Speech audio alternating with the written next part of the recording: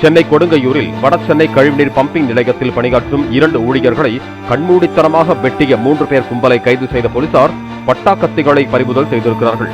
வெட்டப்பட்ட இருவரும் உயிருக்கு ஆபத்தான நிலையில் ஸ்டான்லி மருத்துவமனையில் அனுமதிக்கப்பட்டிருக்கிறார்கள். பம்பிங் நிலைய வளாகத்திற்குள் அத்துமீறி நுழைந்து மது அருந்தி கஞ்சா புகைப்பதை வாடிக்கையாக கொண்டிருந்த 3வரையும் ஊழியர்கள் தட்டி கேட்டு கண்டித்த போது வெறிச் செயலில் ஈடுபட்டதாக போலீசாரிடம் வாக்குமூலம் அளித்திருக்கிறார்கள்.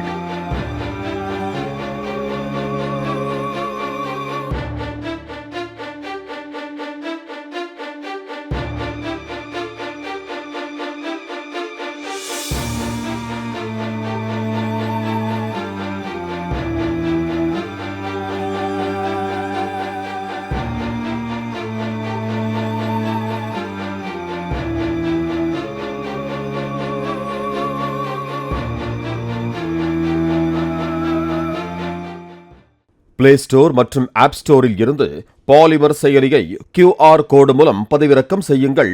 செய்திகளை உடனுக்குடன் பெறுங்கள்.